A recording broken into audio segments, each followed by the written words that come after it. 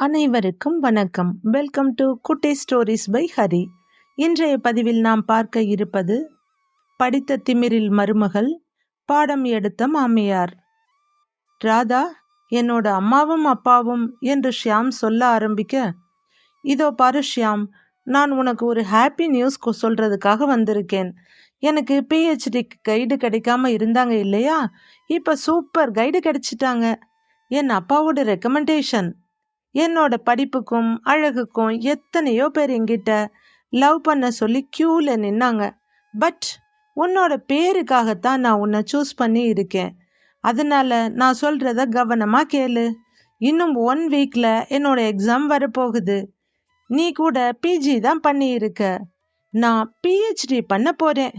Wow, I am great என்று வாய் மூடாமல் பேசிக்கொண்டிருந்தாள் ராதா.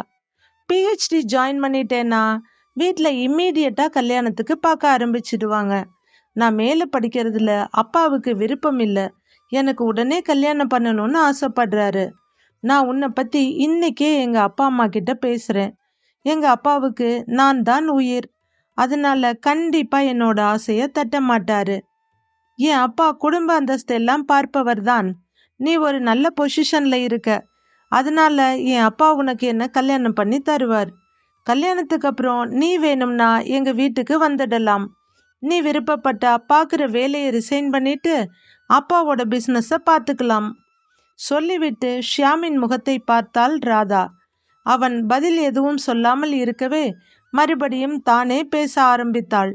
நீ உன்னோட குடும்ப நிலையை பற்றியெல்லாம் பயப்படாம அடுத்த வேலையை பாரு. என்னோட ஆசைக்கு அப்பா கட்டாயமா ஒத்துக்குவாரு. நீ உடனே உங்க அம்மா அப்பா கிட்ட சொல்லி வீட்டுக்கு வந்து என் அப்பா கிட்ட பேச சொல்லு. உன் அம்மா அப்பாவை பத்தி தெரிஞ்சுக்கிறதுக்கு இப்ப எனக்கு நேரம் இல்லை. எப்படியும் கல்யாணத்துக்கு அப்புறம் நான் உன் வீட்டில் தானே இருக்க போறேன். அப்பா அவங்கள பத்தி தெரிஞ்சுக்கிறேன்.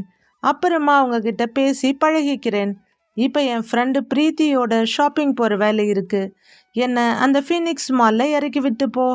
பிரீத்தி கார் எடுத்துக்கிட்டு வர்றா. அதனால ஷாப்பிங் முடிச்சுட்டு டின்னர் சாப்பிட்டு நாங்கள் வீட்டுக்கு போய்க்கிறோம் என்று சொன்னவள் காரில் ஏறி உட்கார என்ஜினை ஸ்டார்ட் செய்தான் ஷியாம். அவன் மனம் யோசனை செய்து கொண்டிருந்தது. இவள் என்னை பேசவே விடுவதில்லை. எப்போது பார்த்தாலும் அவளுடைய படிப்பு, அழகு, அந்தஸ்து, அவளுடைய அப்பா என்பதிலேயே கர்வப்பட்டு கொண்டிருக்கிறாள். ஏதோ இவளுடைய அப்பா மட்டும் இவளை பெற்று வளர்த்து படிக்க வைத்து ஆளாக்கி இருப்பது போலவும், என்னையெல்லாம் என் அம்மா அப்பா பெற்றவுடன் என்ன தெருவிழா விட்டுவிட்டார்கள். அம்மாவும் அப்பாவும் மிகவும் நல்லவர்கள்தான். ஆனால் இவள் இப்படியே பேசிக்கொண்டிருந்தால் அவர்கள் மனதும் புண்படுமே என்று யோசித்தபடியே காரை ஓட்டி கொண்டிருந்தான். ராதா அவன் மேல் செல்லமாக சாய்ந்து கொள்ளவும் சுயநினைவுக்கு வந்தான். அதுவரை மனதில் ஓடிக்கொண்டிருந்த யோசனைகள் அனைத்தும் நூல் அருந்த பட்டமாய் பட்டென்று பறந்து போனது. அரை டிராயரும் பிறந்த போது போட்டிருந்த ஃப்ராக்கை டாப்ஸுமாக அணிந்தபடி அங்கே சுத்தி கொண்டிருந்த ஏராளமான இளம் பெண்களுக்கு நடுவில் இருந்து கையை ஆட்டியபடி பிரீத்தி வந்தாள். ஷியாமை பார்த்து ஹாய் சொன்னவள் தன்னுடைய ஃப்ரெண்ட் ராதாவுடன் கைகோர்த்தபடி அந்த மாலுக்குள் சென்று விட்டாள். சில கணங்கள் ராதாவை பார்த்தபடி அங்கேயே நின்ற ஷியாம் கிளம்பினான். நேராக வீட்டுக்கு வந்தவன் ராதாவை பற்றியும் தன்னுடைய விருப்பத்தை பற்றியும் கூற, அவன் பெற்றோர் ராதாவின் பெற்றோரை பற்றியும் அவர்கள் குடும்பத்தை பற்றியும் விசாரித்தனர். ராதாவின் அப்பா தியாகராஜன் டிஆர்டி என்ற பெயரில் ஆம்னி பஸ் நிறுவனம் ஒன்றை நடத்தி வருகிறார். அவளுடைய அம்மா நிர்மலா வீட்டில்தான் இருக்கிறாள். நல்ல வசதியான குடும்பம். ராதா அவர்களின் ஒரே பெண் என்று சொல்லி முடித்தான். மகனின் விருப்பத்துக்கு மறுப்பு ஏதும் சொல்லாத ஜெயந்தியும் விஸ்வநாதனும் அடுத்து வந்த நல்ல நாளிலேயே ராதாவை பெண் கேட்டு தியாகராஜன் வீட்டுக்கு சென்றனர். ஏற்கனவே ராதா அவர்களை பற்றி சொல்லி இருந்ததால் தியாகராஜன் எந்த விசாரணையுமின்றி உடனே ஒத்துக்கொண்டார். ஒரு நல்ல நாளில் ராதா ஷியாம் திருமணம் இனிதாக நடந்தது. திருமணம் முடிந்து அப்படியே ஹனிமூனுக்கு சிம்லா போய் திரும்பியிருந்தனர் ராதாவும் ஷியாமும். அவர்கள் வீட்டுக்கு வந்த சில மணி நேரத்துக்கு பிறகு ராதாவின் அப்பா சீர்வரிசைகளையும் தன் பெண்ணுடைய பொருட்களையும் அனுப்பி வைத்த லாரி வந்தது. வெளியில் போய்விட்டு வந்ததால் மருமகள் களைப்பாக இருப்பாள். அவள் சற்று ஓய்வெடுக்கட்டும், பொருட்களை இறக்குபவர்களுக்கு நாம் உதவி செய்யலாம் என்று எண்ணியபடி வாசலுக்கு வந்தனர் ஷியாமின் பெற்றோர் விஸ்வநாதனும் ஜெயந்தியும். ஆட்கள் லாரியின் மேல் போட்டிருந்த கயிறுகளை அவிழ்த்து தார்பாயை நீக்கும்போது அங்கு வேகமாக வந்தாள் ராதா. அங்கு நின்றிருந்த மாமனார் மாமியார் இருவரையும் பார்த்து, என் அப்பா இதையெல்லாம் அனுப்பியது எனக்காக. உங்களுக்கும் இதற்கும் எந்த சம்பந்தமும் இல்லை. இந்த பொருட்களை எல்லாம் நீங்கள் உபயோகப்படுத்தலாம் என்று கனவில் கூட நினைக்க வேண்டாம். இன்னும் சொல்ல போனால் இவற்றை நீங்கள் பார்ப்பதை கூட நான் விரும்பவில்லை. முதலில் இந்த இடத்தை காலி செய்யுங்கள் என்று ராதா சொன்னதை கேட்டு இருவரும் அதிர்ந்து நின்றனர். விஸ்வநாதன் ஏதோ சொல்ல முயல ஜெயந்தி அவருடைய கையை பிடித்து மெதுவாக அழுத்தியவள் அவரை அங்கிருந்து அழைத்து கொண்டு தங்கள் அறைக்குள் சென்றாள். கலங்கிய கண்களுடன் இருந்த தன் மனைவியை பார்க்க விஸ்வநாதனுக்கு மிகவும் சங்கடமாக இருந்தது. ஆனால் மகன் ஆபீஸுக்கு சென்றிருக்கும் இந்த நேரத்தில் இன்னும் பழக்கமில்லாத புது மருமகளிடம் எதுவும் பேசி பிரச்சனையாக வேண்டாம் என்பதால் மனைவியை சமாதானம் செய்ய ஆரம்பித்தார். பொருட்கள் அனைத்தும் இறக்கி முடியும் வரை விஸ்வநாதனும் ஜெயந்தியும் அந்த அறையை விட்டு வெளியே எட்டி கூட பார்க்கவில்லை. இதை ஓரக்கண்ணால் நோட்டமிட்ட ராதா, பரவாயில்லை, இதுங்களுக்கும் ரோஷம் எல்லாம் இருக்கும் போல என்று எண்ணியபடி தன் அறைக்குள் சென்று கதவை சாத்தி கொண்டாள். மதிய உணவிற்கு கூட மருமகள் வெளியே வராததை கண்ட இருவரும் அவளை அப்படியே பட்டினியாக விட மனமின்றி கதவை லேசாக தட்டி அவளை அழைத்தனர். சில நிமிடங்களுக்கு பிறகு கதவை திறந்த ராதா, எனக்கு எவ்வளவு களைப்பாக இருக்கிறது தெரியுமா? எதற்காக என்னை தொந்தரவு செய்கிறீர்கள் என்று சிடுசிடுக்கவே ஜெயந்திக்கு சற்று கோபம் வந்துவிட்டது. காலையிலிருந்து சாப்பிடாமல் இருக்கிறாயே, அதனால் சாப்பிட கூப்பிடலாம் என்று வந்தோம் என்று கூறினாள் வெடுக்கென்று. நீங்கள் செல்லுங்கள், நான் வருகிறேன் சொன்ன ராதா சாவகாசமாக குளித்து முடித்துவிட்டு சாப்பாட்டு அறைக்கு வந்தாள். அங்கே தன் மாமனார் மாமியார் சாப்பிட்டு கொண்டிருப்பதை பார்த்து அவளுக்கு கடுப்பாக இருந்தது. தன்னை சாப்பிட கூப்பிட்டு விட்டு வருவதற்குள் இருவரும் இப்படி சாப்பிட்டு கொண்டிருக்கிறார்களே, டேபிள் மேனர்ஸ் கூட தெரியாதவர்கள் என்று திட்டிக்கொண்டே தன்னுடைய அறைக்கு திரும்பியவள் மொபைலை எடுத்து தனக்கு வேண்டிய உணவை ஆர்டர் செய்தாள். டெலிவரி பாய் கொண்டு வந்த உணவை ராதா வாங்குவதை கண்ட விஸ்வநாதனும் ஜெயந்தியும் ஒருவரை ஒருவர் பார்த்து கொண்டனர். அதற்கு மேல் அவர்கள் எதுவும் பேசவில்லை. வேண்டுமென்றே தேவைக்கு அதிகமாக ஆர்டர் செய்திருந்த ராதா அனைத்தையும் டைனிங் டேபிள் மேல் கடை பரப்பினாள். பெயருக்கு சாப்பிட்டு ஏராளமான உணவுப் பொருட்களை மீதம் வைத்தவள் அதை சுத்தம் கூட செய்யாமல் எழுந்து தன் அறைக்கு சென்று விட்டாள். இதையெல்லாம் பார்த்த விஸ்வநாதன் ஜெயந்தி இருவருக்கும், கடவுளே, என்ன இந்த பெண் இப்படி நடந்து கொள்கிறாள்? ஏதாவது சொல்லலாம் என்றால் தவறாக எடுத்துக்கொண்டால் என்ன செய்வது? மகன் வரட்டும், பேசிக்கொள்ளலாம் என்று அமைதியாக தங்கள் வேலைகளை பார்க்க ஆரம்பித்தனர். இரவு உணவுக்கு அனைவரும் டேபிளுக்கு வர அங்கு வந்த ராதா ஒரு பாத்திரத்தை திறந்து பார்த்தாள். அதில் விஸ்வநாதனுக்காக வைக்கப்பட்டிருந்த ஓட்ஸ் கஞ்சியை பார்த்து முகத்தை திருப்பிக் கொண்டாள். உங்கள் வீட்டு உணவை எனக்கு பிடிக்கவில்லை, நான் வெளியே வாங்கிக் கொள்கிறேன் என்று உணவை ஆர்டர் செய்து வாங்கி கொண்டு வந்தவள் டேபிளில் பிரித்து வைத்தாள். மற்ற மூவரும் சென்னா மசாலாவுடன் சோலாபூரி சாப்பிட்டு கொண்டிருந்தனர். அது அவளுக்கு மிகவும் விருப்பமான உணவு. ஆனால் இப்போது தனக்கு வேண்டும் என்று கேட்க முடியாது. அதனால் பல்லை கடித்து கொண்டு காய்ந்து போயிருந்த ஃப்ரைட் ரைஸை மெல்லவும் முடியாமல் விழுங்கவும் முடியாமல் சில ஸ்பூன்களை சாப்பிட்டுவிட்டு நிறுத்தி கொண்டாள். பார்த்து கொண்டிருந்த விஸ்வநாதனும் ஜெயந்தியும் தங்களுக்குள் சிரித்து கொள்ள ஷியாம் திருப்தியாக சாப்பிட்டுவிட்டு எழுந்தான். பசியோடு இவர்களை எல்லாம் பார்த்து கொண்டிருந்த ராதாவுக்குத்தான் பற்றி எரிந்தது. சாப்பிட்டுவிட்டு அனைவரும் ஹாலுக்கு வர ராதா விஸ்வநாதனை பார்த்து பேசினாள். நான் PhD பண்ணுறேன், என்னோட புக்ஸை வைக்கிறதுக்கு எனக்கு இன்னொரு ரூம் வேணும் சொன்னாள் ராதா. கேட்டுக்கொண்டிருந்த ஷியாம், ராதா, கீழே ஹால் பெருசா போட்டு இருக்கோம், அதனால கிச்சன் டைனிங் ரூம் போக 2 பெட்ரூம் தான் இருக்கு. ஒன்று நம்முடையது, இன்னொன்று அம்மா அப்பாவுடையது. மாடியில் ஒரு ரூம் இருக்குல்ல, அந்த ரூம்ல நீ உன்னோட புக்ஸ் எல்லாம் வச்சுக்கோ. நான் அதுக்கான ரேக்ஸை உடனே ஆர்டர் பண்ணிடுறேன் சொல்லி கொண்டிருந்த ஷியாமை இடைமறித்தாள் ராதா. அதெல்லாம் முடியாது, எனக்கு எப்பெல்லாம் படிக்கணும்னு தோணுதோ அப்பெல்லாம் உடனே போகிற மாதிரி இருக்கணும். நான் இங்கே இருந்து மாடிக்கு போகிறதுக்குள்ள என்னோட ஐடியா மாறி போக வாய்ப்பு இருக்கு.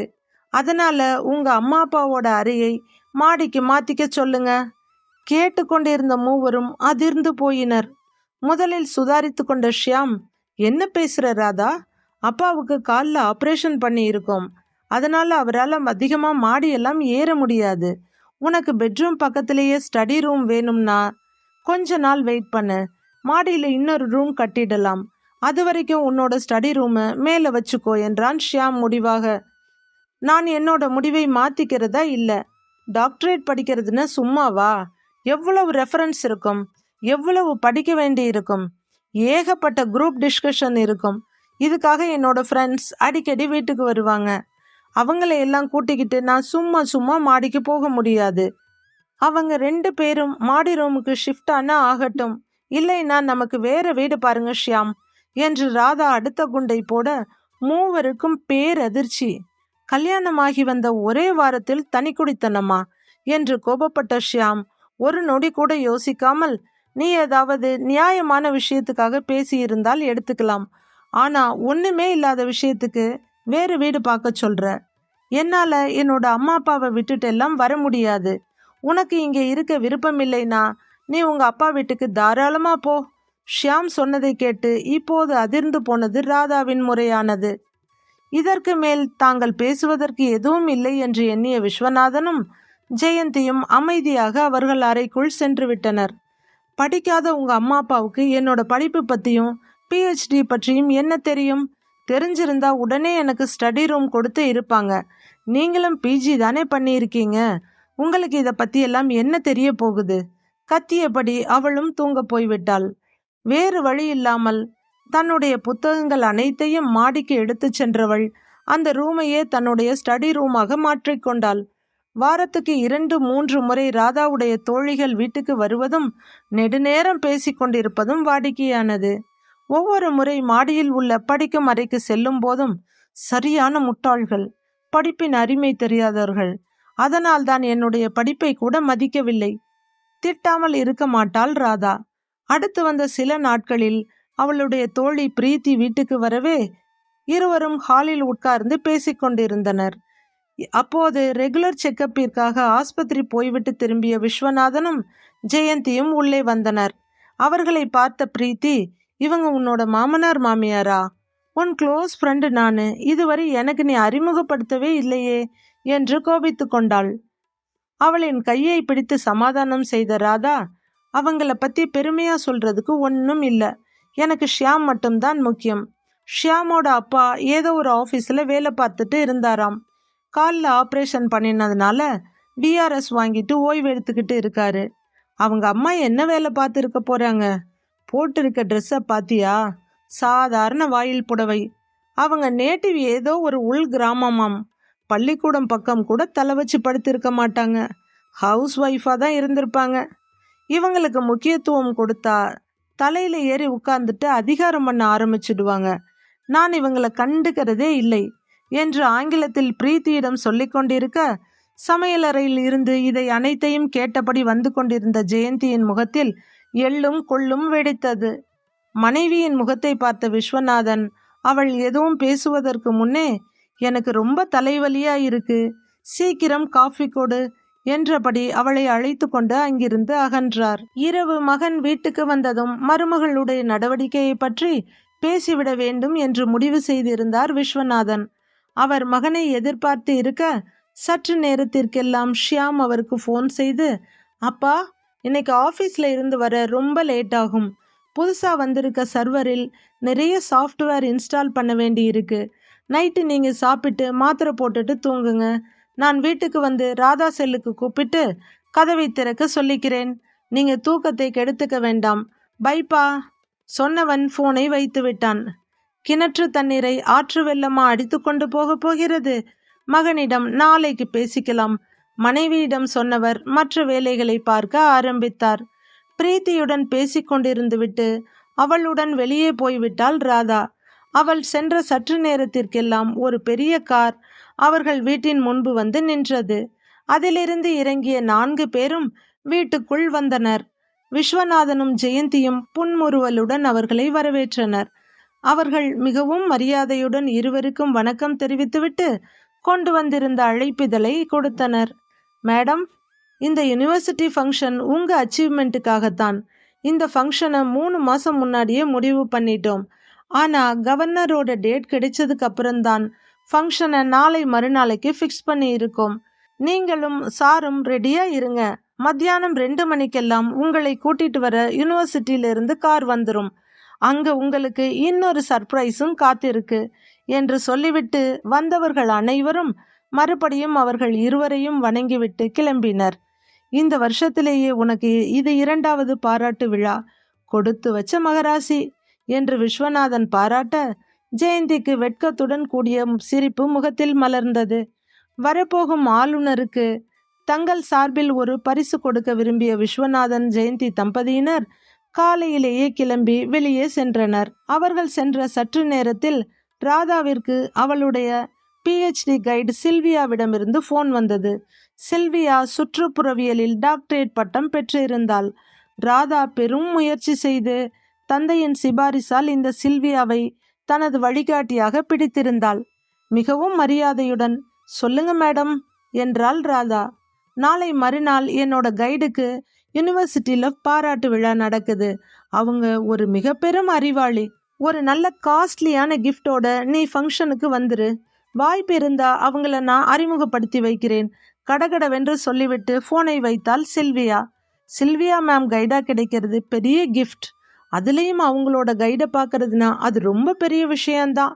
அவங்களுக்கு என்ன கிஃப்ட் வாங்கலாம் என்று யோசித்தவள் உடனடியாக காரை எடுத்துக்கொண்டு கிளம்பினாள். நிறைய கடைகளை பார்த்தவளுக்கு எதை வாங்குவது என்று ஒரே குழப்பமாக இருந்தது. கடைசியாக கண்ணாடியால் செய்யப்பட்ட ஒரு அழகிய குதிரையும் அதன் மேல் உட்கார்ந்திருந்த வீரனையும் அவளுக்கு மிகவும் பிடித்தது. அதை பேக் செய்துவிட்டால் அதன் அழகு யாருக்கும் தெரியாது என்று நினைத்தவள் அதை ஒரு அழகிய அட்டை பெட்டியில் வைத்து வாங்கி கொண்டு வீட்டிற்கு வந்தாள். ஷியாமிற்கு பெரும்பாலான நேரம் ஆஃபீஸில் வேலை இருந்தது. ராதா பல முறை கூப்பிட்டும் அவளுடன் யூனிவர்சிட்டி ஃபங்க்ஷனுக்கு போக ஷியாமுக்கு நேரமில்லை. எனவே தன் தோழி பிரீத்தியை அழைத்து கொண்டு காலையிலேயே சென்றாள் ராதா. ஃபங்க்ஷனுக்கு ஆளுநர் வருவதால் ஏற்பாடுகள் மிக பிரம்மாண்டமாக இருந்தது. சில்வியாவும் இந்த ஏற்பாடுகளில் பரபரப்பாக இருக்கவே ராதாவும் பிரீத்தியும் அவளுக்கு உதவி செய்தனர். மாலை 4:30 மணிக்கெல்லாம் முதலில் ஒரு போலீஸ் கார் வர அதன் பின்னே ஆளுநரின் காரும் சில கார்களும் வந்தன. ஆளுநருக்கு அடுத்த காரில் இருந்து இறங்கிய மூவர் ஆளுநரை வந்து வரவேற்றனர். தன்னுடைய மாணவர்களிடம் எப்போதும் பயங்கரமாக பந்தா காட்டும் சில்வியா ஒரு பெரிய பூங்கொத்தோடு ஓடி சென்று ஆளுநரை வரவேற்றவர்களின் பின்னே பணிவோடு நின்றாள். ஆளுநரோடு யாராவது இன்னும் சில சிறப்பு விருந்தினர்கள் வந்திருக்கலாம் என்று அசட்டையோடு ராதாவும் பிரீத்தியும் அவர்களுடைய இடத்தில் போய் உட்கார்ந்தனர். சில நிமிடங்களில் ஆளுநர் மேடையில் வந்து அமர அவரின் இடதுபுறம் பல்கலைக்கழகத்தின் துணைவேந்தர் வந்து அமர்ந்தார். ஆளுநரின் வலதுபுறம் வந்து அமர்ந்தவர்களை பார்த்த ராதாவிற்கும் பிரீத்திக்கும் தலை சுற்ற ஆரம்பித்தது. இவர்கள் எதற்காக இங்கே என்று எண்ணிய ராதாவிற்கு தலைக்குள் பல ரயில்கள் ஒரே நேரத்தில் ஓடுவது போல இருந்தது. யாரிடம் கேட்பது? பதில் தெரியாவிட்டால் தலையே வெடித்துவிடும் போல இருந்தது. சில்வியாவிடம் கேட்கலாம் என்றால் அவளோ பவ்யமாக மேடையின் ஓரத்தில் நின்றிருந்தாள். நெருப்பில் நிற்பது போல பரிதவித்து கொண்டிருந்த தோழியின் கையை பிடித்து அமைதியாக அமர வைத்தாள் பிரீத்தி. அவர்களை இந்த இடத்தில் பார்த்ததில் பிரீத்திக்கும் அதிர்ச்சிதான். வரவேற்புரையில் முக்கிய விருந்தாளி திருமதி ஜெயந்தி விஸ்வநாதன் என்ற பெயரை கேட்டதும் தீயை மிதித்தது போல இருந்தது தோழிகள் இருவருக்கும். விழாவிற்கு தலைமை தாங்கிய ஆளுநர் சுற்றுச்சூழல் மாசை தவிர்ப்பதற்கான அவளுடைய மாமியாரின் பங்களிப்பை மிகவும் பாராட்டி பேச ராதா அடைந்த அதிர்ச்சிக்கு அளவே இல்லை. அதிலும் கிராமப்புற மாணவர்களை போட்டித் தேர்வுக்காக தயார் செய்ய சிறந்த ஆசிரியர்களை நியமித்து தன் முழு வருமானத்தையும் அதற்கே கொடுத்து வரும் விஸ்வநாதனுக்கு ஆளுநரே விருது வழங்கிய போது ராதா அவமானத்தால் கூனி குறுகி போனாள். அடுத்து பேச எழுந்த ஜெயந்தி மிக தெளிவாக கணீர் என்று ஆங்கிலத்தில் பேச தன்னுடைய வாழ்க்கை அவ்வளவுதான் என்று உடைந்து போனாள் ராதா. கண்களில் இருந்து கண்ணீர் கொட்டி கொண்டிருக்க அவளால் உட்காரக்கூட முடியாமல் போனது. சமுதாயத்தில் எவ்வளவு உயர்ந்த நிலையில் இருக்கிறார்கள் இவர்கள் இருவரும். அனாவசிய ஆடம்பரங்களை தவிர்த்து வீட்டில் எளிமையாக இருப்பதால் இவர்களை எவ்வளவு மட்டமாக நினைத்து விட்டேன். இருவரின் உடைகளை பற்றியும் மிகவும் கேவலமாக பேசியிருக்கிறேன். அதிலும் தன்னுடைய தோழிகளிடம் ஆங்கிலம் எங்கே தெரிய போகிறது இவருக்கு என்று மாமியாரை பற்றி மிகவும் மட்டமாக திட்டிக் கொண்டிருந்தேனே. அதையெல்லாம் கண்டிப்பாக இவர்கள் கேட்டிருப்பார்கள். பயந்து நடுங்கியபடி கண்களை இறுக மூடிக்கொண்டாள் ராதா. தன்னுடைய அறியாமையையும் முட்டாள்தனத்தையும் நினைக்க நினைக்க அவள் கண்களில் கண்ணீர் வெள்ளம் பெருக்கெடுத்தது. ஜெயந்தி பேசி முடிக்கும்போது தன்னுடைய மருமகள் ராதாவும் தன் துறையிலேயே PhD படிப்பது தனக்கு மிகவும் பெருமையான விஷயம் என்று குறிப்பிட, அப்போதுதான் சில்வியாவிற்கு ராதா ஜெயந்தியின் மருமகள் என்பது தெரிய வந்தது. ஓடி சென்று ராதாவை மேடைக்கு அழைத்து வந்தாள் சில்வியா. தட்டு தடுமாறி நடந்து வந்த மருமகளை தாங்கி பிடித்தனர் ஜெயந்தியும் விஸ்வநாதனும். அது மேடை என்றும் பாராமல், பெரும் கூட்டம் என்றும் நினைக்காமல் அங்கேயே அவர்கள் கால்களில் விழுந்தாள் ராதா. பார்த்து கொண்டிருந்த அனைவரும் எவ்வளவு பண்பான மருமகள் என்று வியந்து பாராட்டினர். மகளின் அழைப்பிற்கிணங்க வந்திருந்த ராதாவின் அப்பா அம்மா இருவரும் மகளை பார்த்து மிகவும் சந்தோஷமடைந்தனர். தன் அத்தியாவசிய தேவைகளுக்கு மேல் எதையும் வைத்து கொள்ளாமல் மற்றவர்களை உயர வைப்பது மிக பெரும் உபகாரமாகும். யாரையும் அவர்களுடைய உடைகளை வைத்தோ எளிமையான வாழ்க்கையை முறையை வைத்தோ முடிவு செய்தால் அதைவிட முட்டாள்தனம் வேறு ஒன்றும் இருக்காது. இக்கதையை படித்த கேட்ட அனைவருக்கும் நன்றி. கதை பிடித்திருந்தால் லைக் செய்து நமது சேனலை சப்ஸ்கிரைப் செய்து கொள்ளுங்கள். நன்றி, வணக்கம். நமது புதிய சேனலான பக்தி ஸ்டோரிஸ் பை ஹரியில் தினமும் ஆன்மீக கதைகளை பதிவிட இருக்கிறோம். அதன் லிங்க் இந்த வீடியோவின் டிஸ்கிரிப்ஷன் பாக்ஸில் உள்ளது. அனைவரும் கண்டு கேட்டு ஆதரவளிக்கும்படி பணிவுடன் கேட்டுக்கொள்கிறேன். நன்றி.